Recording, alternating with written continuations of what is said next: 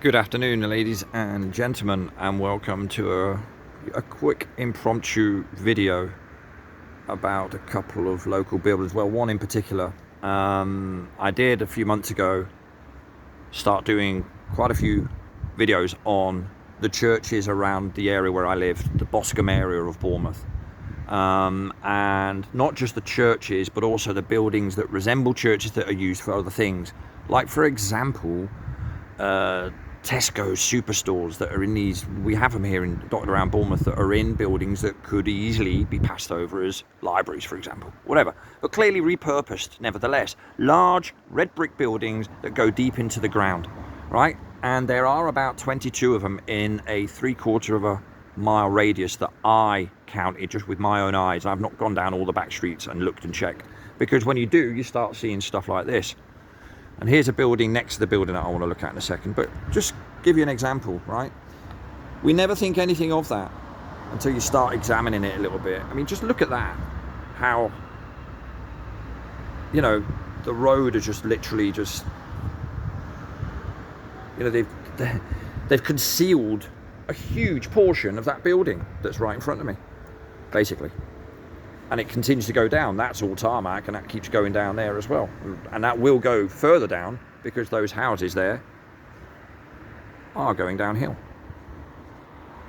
That leads over to Bournemouth over there.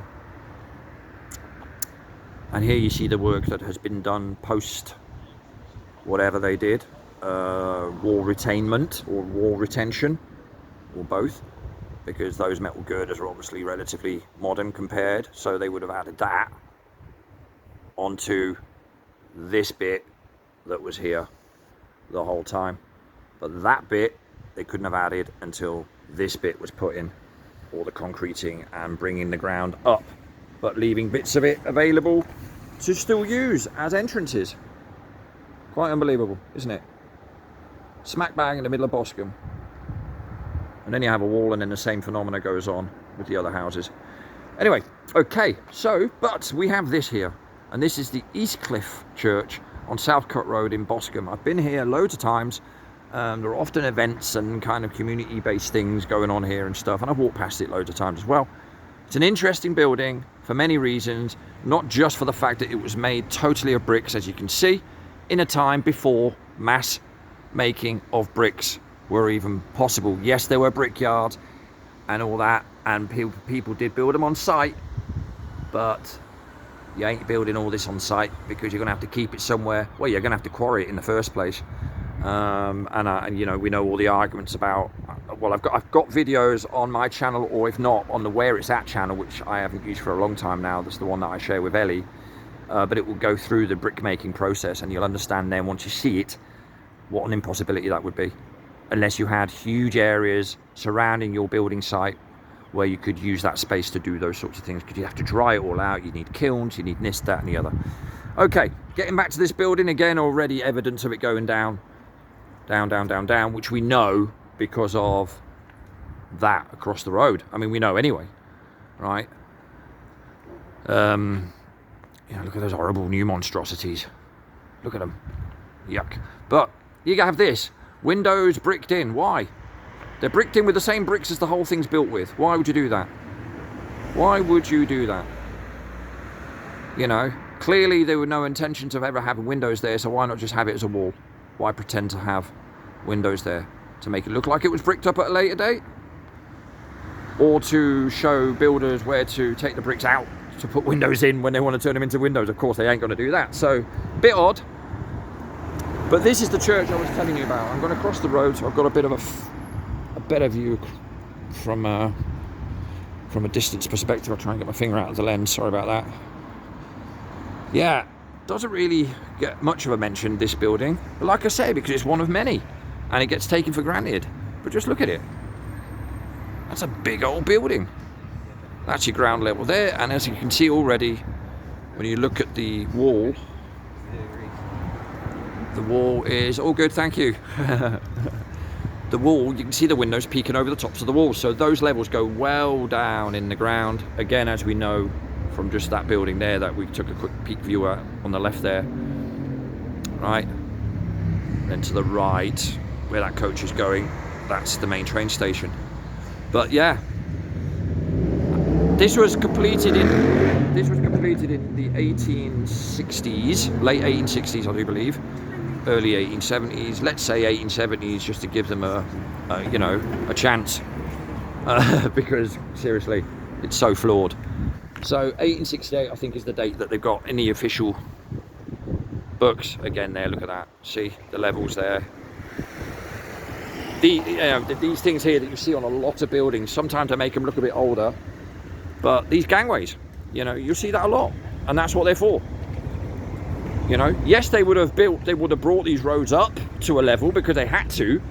Here's your retaining walls, and everything else. That's all put in after the event of the build, and it still goes down because there's concrete at the bottom of that.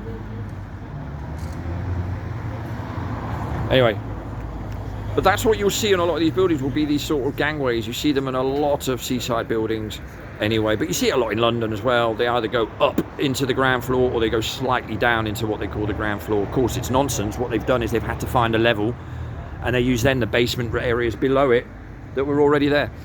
I mentioned this as well once, that we spoke to locals in Bath, and they were saying one of the features of their basement apartments, of which there are gazillions in Bath, not literally, but they were saying they always had problems in the autumn and the winter. And of course, yeah, because they were never intended to be basements, were they? You don't build basement walls with windows in them to have a view of what?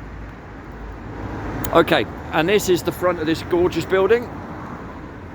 Excuse my camera work because I'm walking over exceedingly uneasy ground.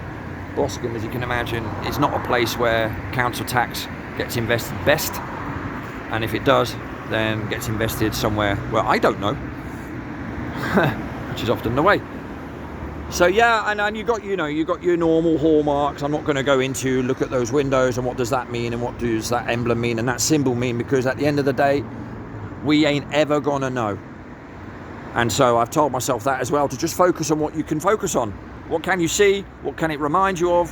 What conclusions could you draw by using process of elimination and a bit of discernment, etc., etc. But yeah, I thought I would just mention this one. It's worth a mention. This is the East Cliff Methodist Church in Boscombe, one of about 22 brick buildings of this size and stature in about a 3/4 of a mile radius that I personally know of. Most probably more.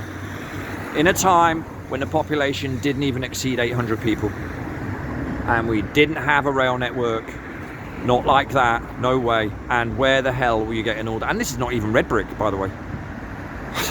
Forgot to mention that. Did they have a dye factory next door as well, did they?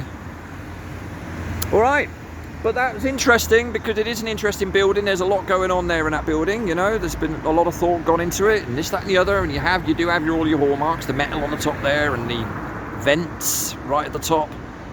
Again, you've got the arch windows there under the clock. 2 of them are apparently, allegedly, they're bricked in. Why? And then you have one that's not, and yeah, you could follow the official line and go, well, that bishop at that time decided to revamp churches and whatever. And then, yeah, I suppose you could.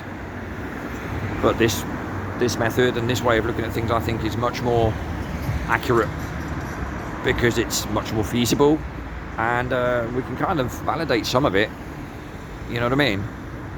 Just by knowing when we started using certain equipment and technology and when certain know-how was even around, according to our history books, of course. That's the problem, as always. All right, well, on that cynical note, I'm gonna head off home and have some cottage pie. I am not a vegan, but I do want to save the world, so have some sympathy, and I'll see you all soon, some of you sooner. Take it easy, and ta-ta for now.